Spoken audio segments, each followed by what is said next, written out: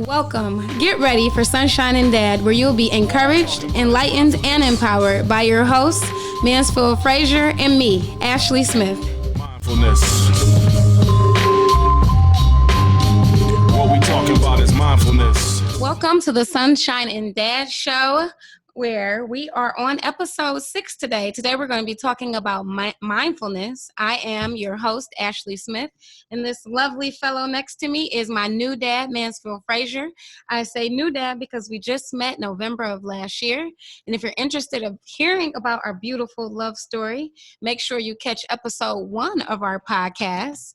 And if you're wondering about the wine that's behind us, it's not because we love to drink wine. Well, not only because we love to drink wine, because we do, but we are filming this at the Chateau Health Winery and Vineyard, where we grow our own grapes and we have our own vineyard. So it's on 66 and Huff. Make sure you check us out, Chateau Huff.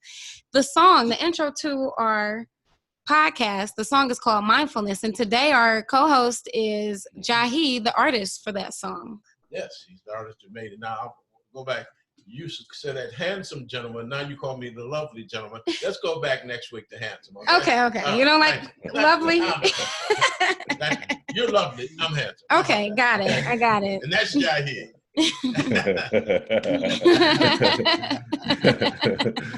You want to get all his monikers right. Yeah, right from the giddy up. Thanks so much for joining us, Jahi. So good. Glad to be here. Family affair. Yes. When he says the family affair, tell you right up front. Proud to say he's my nephew. And that would make him my cousin. Right. That's right. And I'm proud to say that's my cousin and that's my uncle. Yeah, so it is a family affair. And actually, when we're getting ready to start the podcast, he drops me he said, I got this new cut. He just dropped. And it was right when we were getting ready to do, I said, boom, there it is. Mm-hmm. And it actually, what's the term I like to use? Fortuitous? Fortuitous, yes. I think this is even more than that. You know what I mean? Yeah. Because mindfulness is what we wanted this to be about. Yeah. We wanted, why did you come up with that now? Okay, as an artist, can you say? Well, it's interesting because the record For a Future, where mindfulness is on, came out in March, but I think I wrote that in December, November, December. And what I was thinking about is the idea that sometimes the world, life situations can just spiral you out and you find yourself just reacting to so many different things. But the idea of mindfulness is being able to center yourself. So as opposed to reacting, you're always in a proactive stance. I live in California, and the way that I get my mindfulness, which is, if you see the music video, is that I'm at the Pacific Ocean. I think everybody has to find their place. Some people get in the closet, some people go to the studio, some people drive in their cars. For me, I go to the ocean, and there I try to center myself so I can deal with the rest of the world. And so the idea of mindfulness was bringing that to light. And then in hip hop culture, you just don't hear, we hear in party clubs, turn up, do your thing, but we don't hear enough of mindfulness. So my responsibility as a hip hop artist is to bring that balance and to talk about things that you may not hear in the mainstream all the time. So, and then when you talked about your podcast, I was like, boom, okay. Fortuitous and serendipitous at the same time. That was the other word. It just was escaping me. Serendipitous at the same time. Well, look, I learned to be a wordsmith from this. People want to know why I'm a wordsmith. I gotta attribute my uncle sitting right there. You the master of the words right there. Oh yeah. Well, Ashley's a pretty good writer also, so it runs in the family. That's right. And I know about that mindfulness because I use my backyard. I put in so many trees and they've grown so thick. And I got a pair of binoculars and I got a monocular, a single eye piece. Mm-hmm. And I watch the birds. That's right, man. I'm watching how trees grow. And it's totally different after I've spent some time. Let me spend a half hour out there and I'm communing with nature. I'm looking at the same thing. The trees just growing, but right. It does. You're 100% right. And that's so critical at this point in American history. It's always been critical for us as Black people to be mindful. if we're going to get ahead. You know, I was telling some white guy, we know you, you don't know us. We've had to learn you. You haven't had to learn us. We've had to learn the ways of white folks to survive. We had to learn the ins, the outs, how to manipulate, how to get around them, how to stay safe. Yeah. You know, and it's time that they learn us. And we have to be mindful about, in this critical time in American history, I think we're entering into one of the most potentially volatile times that we can have with this clown in the White House. Yeah. If he gets reelected, they're going to try to change it from a democratic republic. So Black folks, and the other part is now that, and Jahi, you're closer to that age and that culture. Is culture changing because of George Floyd? They're now saying that they want to play fair, more fair with Black people. Oh, we now get it for all this 400 years. Do you think they're serious? No, I gotta just keep it 100. It's a lot of people using George Floyd, first of all, talking about him like they knew him, and they didn't know him, and they're using him as a moment to say, oh, now, wow, you know. I think the only reason why George Floyd is really so prominent right now is because people were in a pandemic. They were at home. There were no sports. You couldn't travel. So you had to sit and deal with it and see it. Because here's the thing. People talking about George Floyd. How about Tamir Rice? How about Oscar Grant? How about Sandra Bland? How about Philando Castile? How about Freddie Gray? I mean, well, the difference is probably the image. Well, no, the difference in my mind is, and there's been other times when people weren't sitting still. I go back to Emmett Till, that open casket. That was a seminal moment in the Black rights movement when Mamie Till said, you're going to look and see what you did. And so you could hold that image. The other image coming after that was in Alabama when the police sicked a dog on a guy and he wouldn't back down. He basically fed his arm into that dog's mouth. That was another image that people said, oh. And then there was the girls when they turned that fire hose on those little girls, and the fire hose actually pushing them down the street, tumbling them down the street. Now the difference, Jahi, in my opinion, in the killing of George Floyd and the others were a gunshot, pow, you're dead, instant. This was an 8-minute murder, not an instant. Like, oh, I agree, Tamir Rice. Oh, I overreacted. I thought he was gonna kill me. Yeah. Boom, I shot my gun. So, I'm sorry, I didn't mean to do it. But this 8-minute with two other cops telling you, one of them saying he's telling you, should we change it? Should we let him breathe? So I think that's the difference, that this was 8 minutes and 49 seconds, not a one watched. Yeah, not a one instant pull. Well, so what I would say, I agree what makes this different. But I agree with you that the timing of it with the pandemic, it's certainly, I call it a double whammy. So again, you hate to say a death is serendipitous. You can't say that. Yeah. But if he was going to die, if there was going to be another incident of police brutality, this was the one that, I don't see how it could be any worse than what we saw. Right. Well, I think the only difference is now we all are basically all photographers because we all have phones with cameras. Exactly. Right. Because you know what? It takes about 8 minutes for somebody to hang and pass too. So during enslavement times, if we had photography, this would not be anything new. So it's for me, and also, I mean, if you really want to understand, it's, people are using George Floyd, and I understand it, but look at what has happened since then. Look how many people that have been hung. Now people have been hung. The police brutality has continued.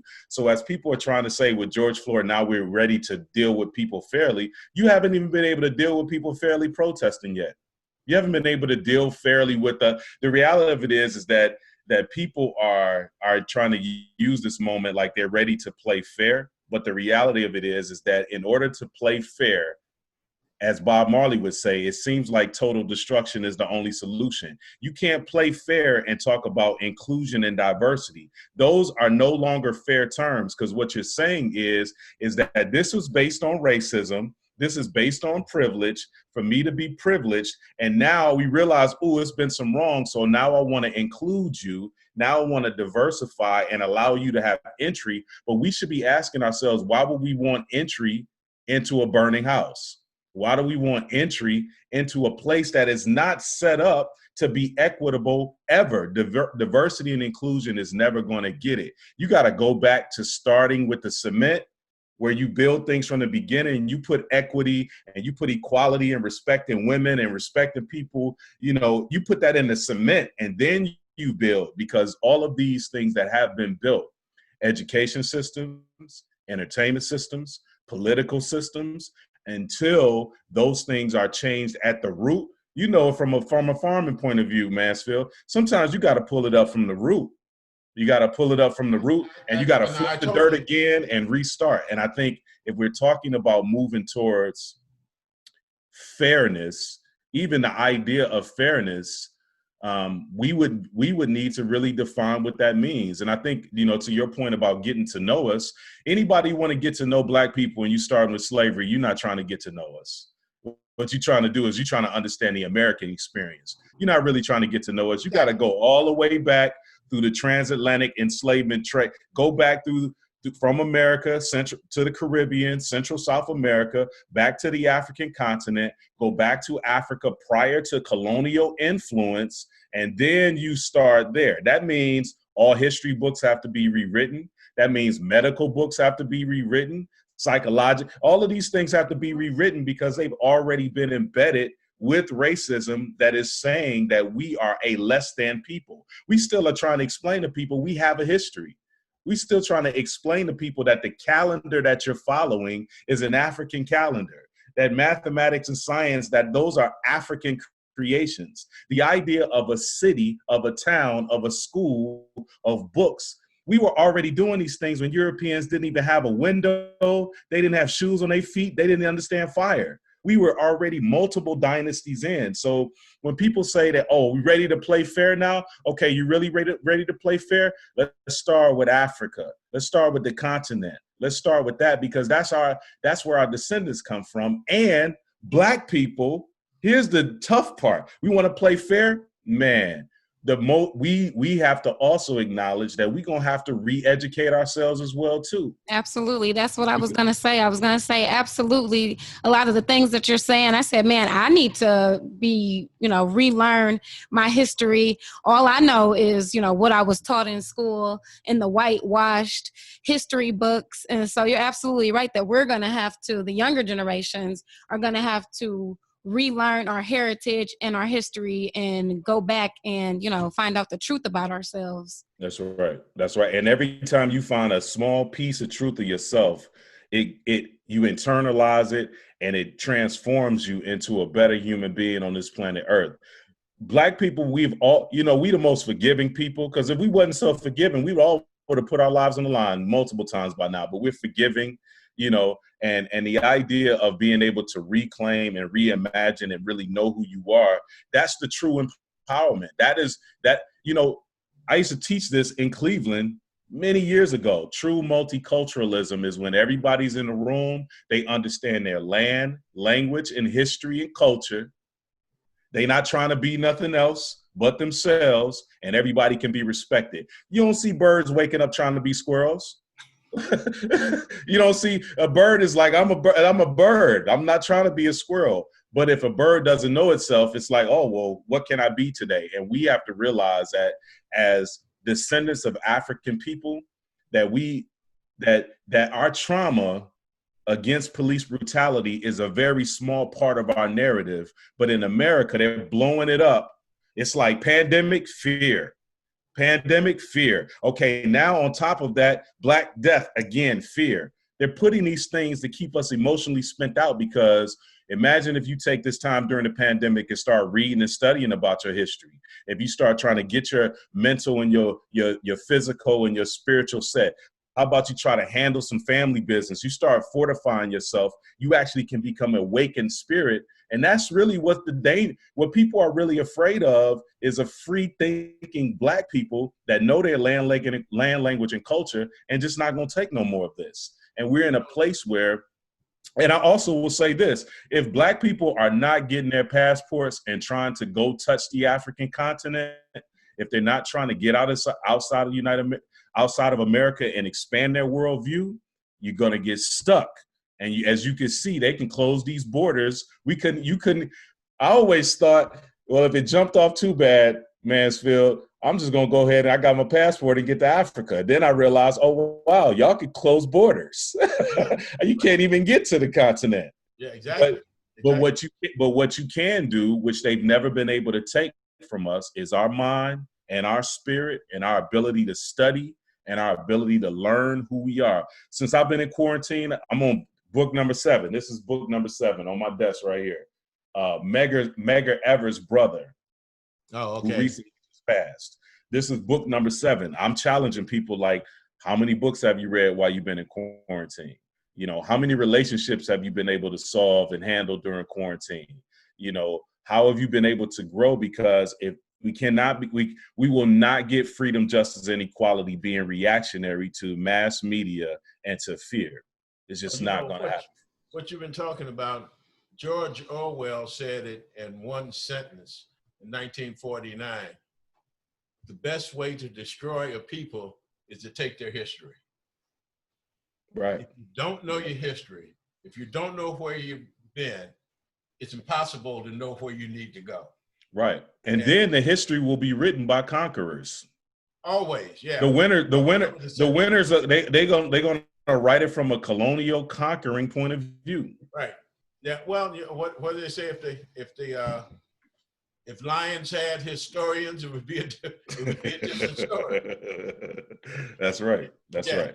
But again, I think it's, I think it's this might sound, I know a lot of people haven't got there yet, but it's part of my mindfulness to be able to stay sane as a Black man living in America. Because I've been telling white people, my so-called white allies, I'm like, I'm about to be 49 and every year of my life this has happened. So welcome to the trauma. Stop talking to me about George Floyd, man. We could go all the way back to 1971. Go from my birth 71 to 2020 every single year of my lifetime. So, but the way I stay fortified is realizing that if this is truly that time, they're not going to dictate the time. Your oppressor does never want you to be completely free. Your oppressor does not want you free. That means that their whole system is over. So there's always, and how do they keep us enslaved? Right now, it's the fear. If you look at the media, you don't see survivor stories of the coronavirus. You haven't seen how Black people are using homeopathic remedies and using natural remedies their grandparents told them to keep their immune system set. All you're seeing is numbers of cases and numbers of deaths. Which are probably skewed anyway. Which is skewed, but you're not seeing numbers of survival. You're not seeing people who are like, exercising now more than they've ever exercised. Because if you saw those stories, then you wouldn't feel so panicked. You know what I'm saying? But panic is racism is a national health crisis. The black employees that were at CDC wrote a letter, and they wanted the CDC to deal with their internal racism, but also declare racism a national health crisis. Because when they say underlying health issues put you more at risk for a virus, how do we get hypertension? How do we get stress? How do we? You know what? The stress of being Black in America. When you live in an environment where people have to write amendments to make you a human being, I mean, like let's deal with it. So we dealing in a place that constantly puts us in a stressful situation. I mean, every single day. So those underlying health conditions really don't come from, we got to take some response. If you still eating pork chops 7 days a week and you fried it in Crisco, then you're going to have some underlying health conditions. But Absolutely. the reality of it is you could be vegan and run 20 miles and everything, but you still have an underlying condition because you got to deal with stress of being Black in this world. Well, and one of the ways that they've proved it that's conclusive is that, the high infant mortality death rate of Black children. And what they found is Black women that are not from America have the same rate as whites. It's only Black Americans. So they've proved it's the stress of being Black in America. You can correct for diet, you can correct for all these other things, but that stress level of being Black in America has consequences that they're just starting to scratch the surface to be able to understand. And one of the things, Jahi, that would go a long way and they're not ready is a damn apology, a sincere national conversation like they did in South Africa, where they came to the table, reconciliation. And, white people don't want to say they're sorry because they don't ever want to say they did something wrong. The first people they should apologize to is who they stole the country from, Native Americans. Who would the apology come from? Well, The president? The president would be a good place to start, but there have been people that have been writing about this. We need to have a national, how did they do it in South Africa, Jahi? So not only in South Africa, but in Peru as well. I would definitely tell folks to, if you want to find out about the Truth and Reconciliation Commissions, yes. South Africa is a place to check out, but check out what happened in Peru, because in Peru, they put them to the wall because they was like, you know what? If you really want us to acknowledge this, if you really want to deal with this, you got to tear all these structures down and restart.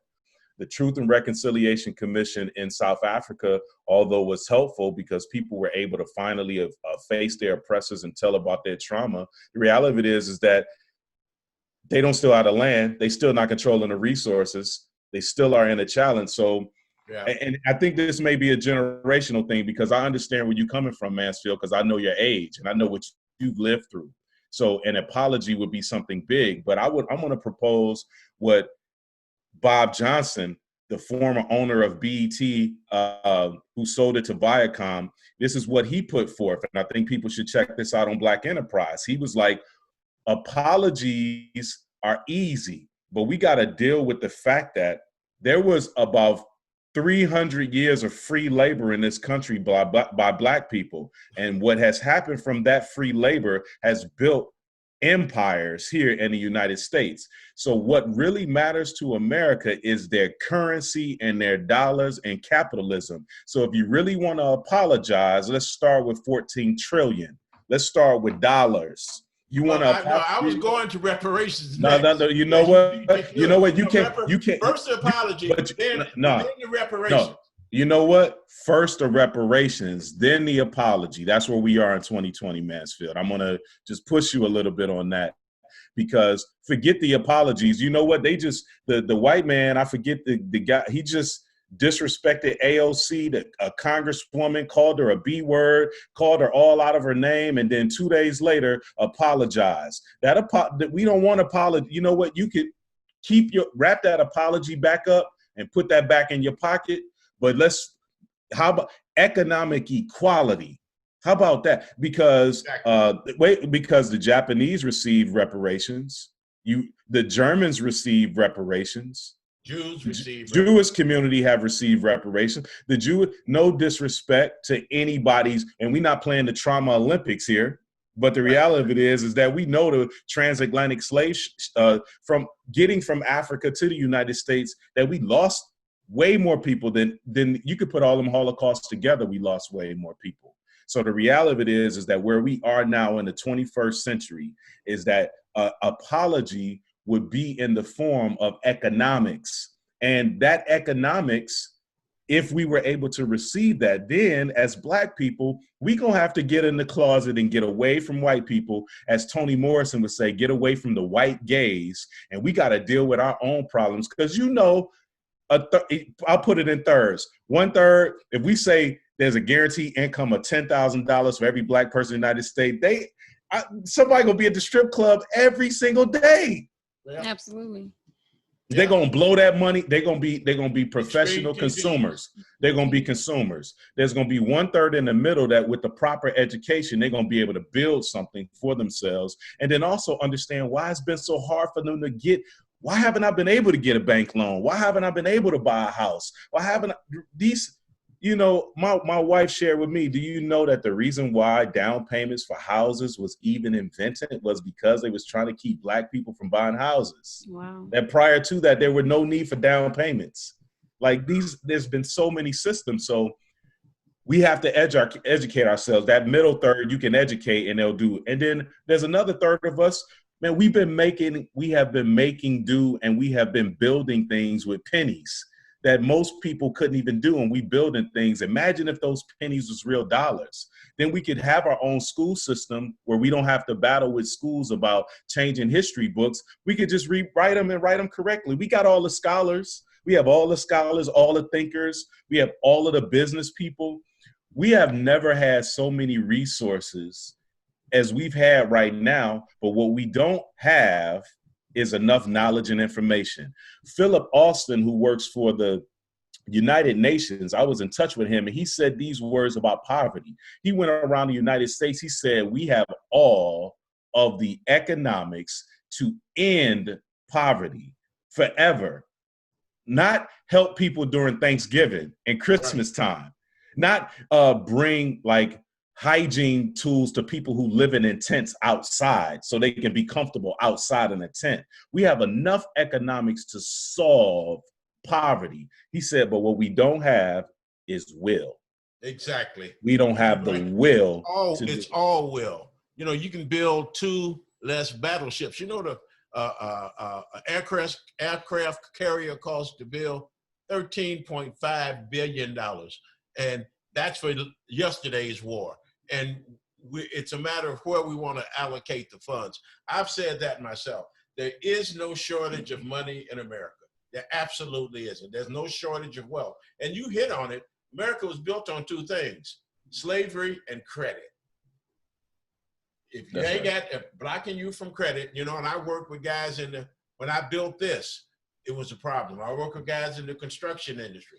What they do is they block you from getting a bond. Like if you want to build a $1 million structure, you got to be bonded. Well, you don't have the bonding capacity because you don't have the credit history, because they wouldn't give you a loan. Oh, therefore, you're not qualified. Well, I can build. Hell, we built the Capitol. We built the White House.